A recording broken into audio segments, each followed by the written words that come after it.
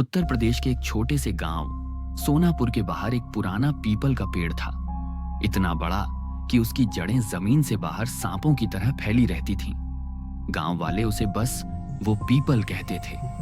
कोई भी आदमी सूरज ढलने के बाद उस पेड़ के पास जाने की हिम्मत नहीं करता था, क्योंकि जो गया वो कभी पूरा वापस नहीं आया। करीब 20 साल पहले एक औरत शांति देवी ने उसी पेड़ से फांसी लगाई थी। कहते हैं उसका कसूर सिर्फ इतना था कि उसने गलत के खिलाफ आवाज उठाई थी। मरते वक्त उसकी आखिरी चीख पूरे गांव ने सुनी थी और उसी रात से पीपल का पेड़ शांत नहीं रहा। रमेश शहर से पढ़ाई करके गांव लौटा था। उसे इन बातों पर यकीन नहीं था। एक रात करीब 11 बजे वह शॉर्टकट लेने के लिए पीपल के पेड़ के पास से गुजरा। हवा अचानक ठंडी हो गई। पत्तों की आवाज अब फुसफुसाहट जैसी लग रही थी। तभी उसने देखा पीपल की डाल से एक औरत झूल रही थी। सफेद साड़ी, खुले बाल, चेहरा झुका हुआ। रमेश की सांस रुक गई। अचानक औरत ने धीरे धीरे सिर उठाया। उसकी आंखें न सफेद थीं न काली, बस खाली। फिर उसने रमेश का नाम लिया। रमेश। आवाज सीधे दिमाग के अंदर गूंजी। रमेश भागना चाहता था, लेकिन उसके पैर जमीन में धंस गए। पीपल की जड़ें अब उसके पैरों को पकड़ चुकी थीं। अगली सुबह गांव वाले वहां पहुंचे। पीपल के पेड़ के नीचे रमेश बैठा था, जिंदा। लेकिन उसकी आंखें खुली थीं, पर कुछ देख नहीं रही थी। मुंह से बस एक ही बात निकल रही थी, वो मुझे देख रही है। 3 दिन बाद रमेश की मौत हो गई। डॉक्टर बोले दिल का दौरा पड़ा था, लेकिन गांव जानता था वो औरत उसे ले गई। रमेश की मौत के बाद गांव सोनापुर में पीपल के पेड़ के आसपास एक अजीब सन्नाटा छा गया। दिन में भी लोग उधर से नजरें झुकाकर तेज कदमों से निकलते थे, लेकिन पीपल शांत नहीं हुआ। रमेश की मौत के तीसरे दिन गांव के चौकीदार हरिकिशन को रात की ड्यूटी मिली। करीब 12 बजे के आसपास उसे पीपल के पास से औरत के रोने की आवाज आई। मुझे इंसाफ चाहिए। हरिकिशन कांप गया। उसने लालटेन उठाई और पेड़ की तरफ बढ़ा। पीपल की छाया अब किसी औरत की तरह जमीन पर फैल रही थी। अचानक मिट्टी पर गीले पैरों के निशान उभरे, लेकिन वो निशान पीपल से बाहर नहीं, पीपल की ओर जा रहे थे। हरिकिशन ने पीछे मुड़कर भागना चाहा। तभी किसी ने उसके कंधे पर हाथ रखा। पीछे मुड़ा तो सफेद साड़ी, लटकती साड़ी का सिरा और वही खाली आंखें। औरत ने धीमी आवाज में कहा, रमेश ने मुझे देखा, अब तू सुनेगा। पीपल की जड़ें जमीन से निकलकर हरिकिशन के पैरों में लिपट गई।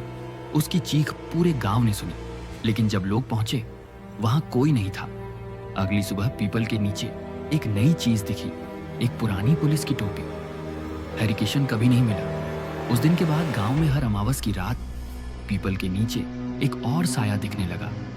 गांव वालों ने एक तांत्रिक को बुलाया। उसने पेड़ देखते ही कहा, ये आत्मा बदला नहीं, गवाह चाहती है। उस औरत की मौत हत्या थी, और जिस जिन लोगों ने सच दबाया, पीपल उन्हें एक एक करके बुला रहा है। तांत्रिक ने जाते जाते कहा, जिस दिन सच सामने आ गया उस दिन पीपल सूख जाएगा, लेकिन अगर सच कभी बाहर नहीं आया तो वो औरत पूरा गांव अपने साथ ले जाएगी। तांत्रिक की चेतावनी के बाद सोनापुर गांव में रातें और लंबी हो गईं। लोग दरवाजों पर नींबू मिर्च टांगने लगे। हनुमान चालीसा जोर से पढ़ी जाने लगी, लेकिन पीपल का पेड़ हर रात और हरा दिखने लगा। एक रात ठीक 2:17 पर मंदिर की घंटी अपने आप बज उठी। पुजारी बृजमोहन डरते डरते बाहर निकले।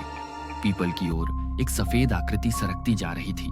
वह शांति देवी थी। इस बार उसके गले में रस्सी नहीं थी, बल्कि उसके गले पर नीले उंगलियों के निशान थे। शांति देवी की मौत आत्महत्या नहीं, हत्या थी। गांव के 3 बड़े लोग उसके खिलाफ थे।